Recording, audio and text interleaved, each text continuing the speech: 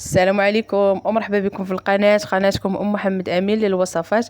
نتمنى ان شاء الله الفيديو ديال اليوم يلقاكم في احسن الاحوال وانتم كتشاهدوا. اليوم ان شاء الله غادي نشارك معكم الشباكيه اللي كتجي رائعه وكتجيب مكونات اللي بسيطه ومقادير موجوده عندك في البيت، وكيلو واحد ديال الطحين كيعطيك واحد الكميه اللي تبارك الله ما شاء الله. تقريبا هنايا شي 3 كيلو اللي كيعطيك كيلو ديال الدقيق. ويلا ندوزو المقادير والطريقه ديال التحضير. بسم الله على بركة الله. عندي هنايا صفار بيضاء، عندي دامتي ديال الزعفران، وعندي ملعقة كبيرة مع مرش ديال البيكين باودر، 2 المعالق مطحونين ديال حبة حلاوة والنافع، ملعقة كبيرة ديال القرفة، وجوج الكيسان ديال الجنجلان مطحون ما محمرش، وقبصة ديال الملحة. عندي هنايا 2 ديال المعالق ديال الخل، و3 المعالق ديال ماء الزهر، كأس من الزيت وكأس من الزبدة مذابة. وعندي هنايا كاس و2 المعالق ديال الماء اللي غادي ندوب فيهم هذيك الدامتي ديال الزعفران. الماء يكون دافي.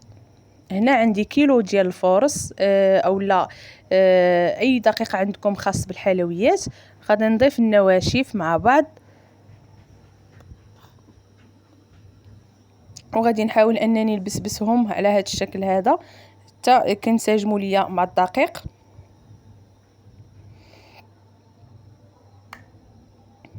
صافي كنستمر بهذه الطريقه حتى ينسجموا ليا المكونات مع بعضهم.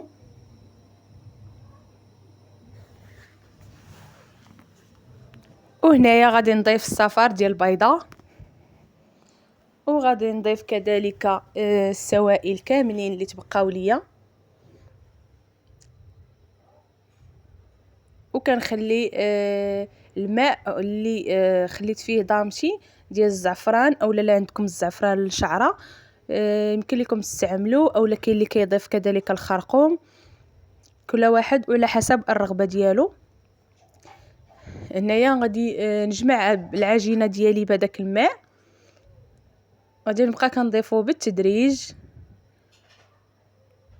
وانايا كنجمع العجينه ما خاصهاش تكون جاريه، خاصها تكون قاصحه غير واحد شويه ماشي بزاف. هنا ما قدنيش هذاك الماء، راني كنزيد الماء. هذاك الكاس و2 ديال المعالق اللي ذوبت فيه دامتي، زدت هنايا كاس اخر. العبار دائما بكاس العنبه. هنا راه غندخل في هاد العجينه تقريبا 2 ديال الكيسان وربع ديال الماء، وانتم راه دائما على حسب الدقيق ديالكم واش كيتشرب ولا لا. هنا انا خدا مني 2 الكيسان وربع. غادي نجمع العجينه كيف ما كتشاهدوا معايا.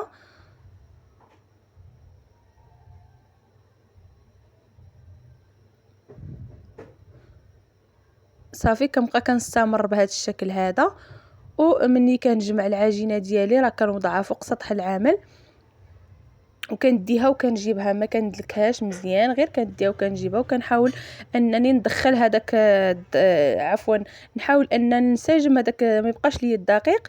العجينه ديالي كامله تولي الوجه ديالها املس.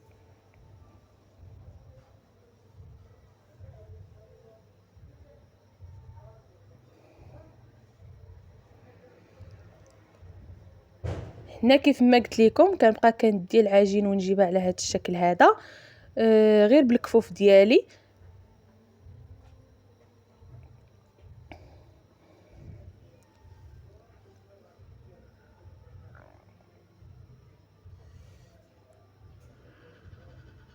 صافي هنايا بعد ما جمعت العجينه كيف ما كتشاهدوا معايا كيولي الوجه ديالها املس.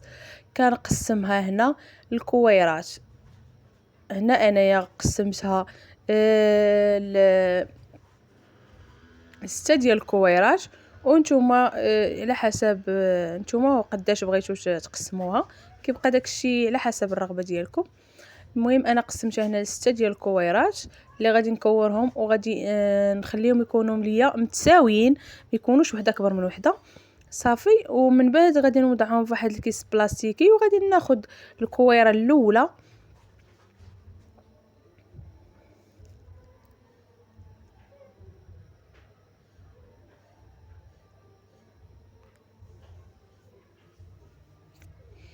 هنا كنبقى كنستمر كنقادهم كيف ما قلت لكم.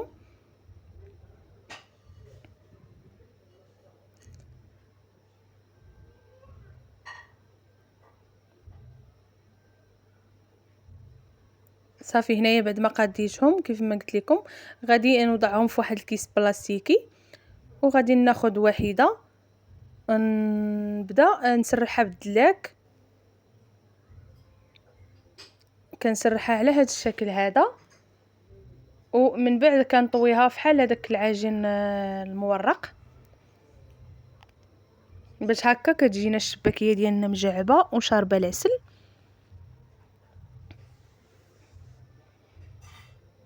غنعاود معكم وحده اخرى باش هكا يكون واضح لكم وبين. غنسرحها بالدلاك على هذا الشكل هذا، شكل طولي، وغادي نطويها فحال العجين المورق. راه الفيديو شارح كل شيء، هانتوما على هذا الشكل هذا. غنستمر انا على هذا الشكل هذا حتى كنكملهم كاملين وندوزو للمرحله المواليه.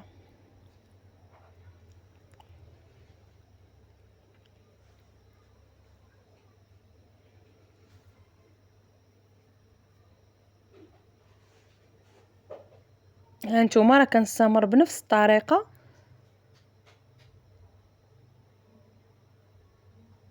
صافي هنا بعد ما كملتهم كاملين ورقتهم غادي نبدا ناخذ واحده وغادي نسرحها بالدلاك.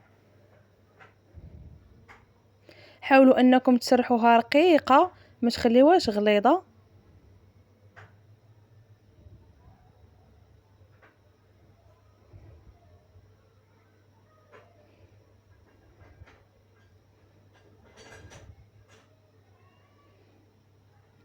هنا راني كنشرح وفي نفس الوقت راني مزربه الفيديو باش هكا ما يجيكمش طويل.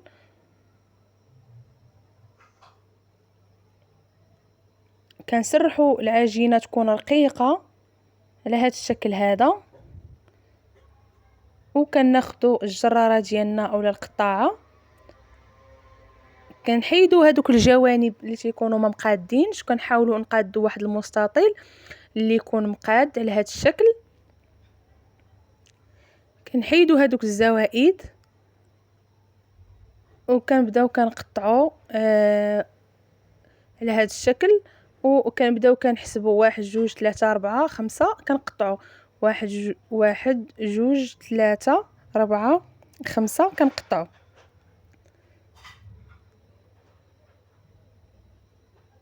كنبداو الشرطه 1 2 3 4 5 كنقطعوا 1 2 3 4 5 كنقطعوا. كنحسبوا 4 ديال كنديروا 4 ديال الشرطات والخمسه كنقطعوا.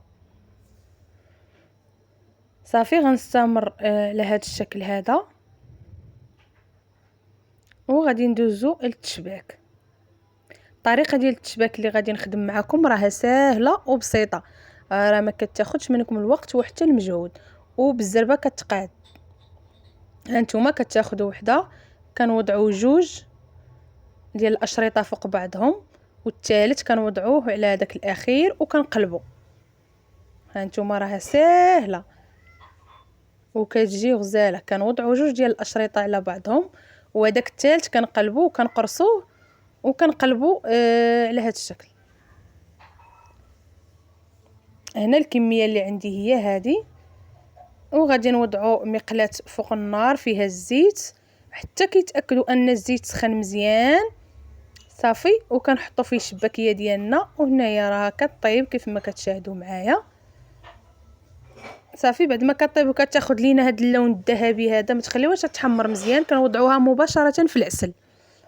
هنا العسل راه عندي بارد والشباكيه سخونه، غير كنحطوها في العسل نبداو كنحطوا فوق منها العسل بشي ملعقه او لا اي حاجه اداه عندكم.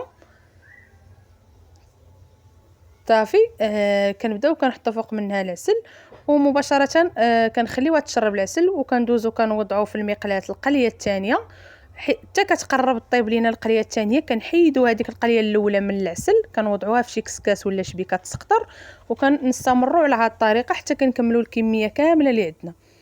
وهذا هو الشكل النهائي ديال الشباكيه ديالنا اللي شاركت معكم اليوم. نتمنى تنال الاعجاب ديالكم لانها كتجي رائعه وكيف ما كتشاهدوا معايا ما كتجيش غليظه وكتجي مبوقه وشاربه العسل.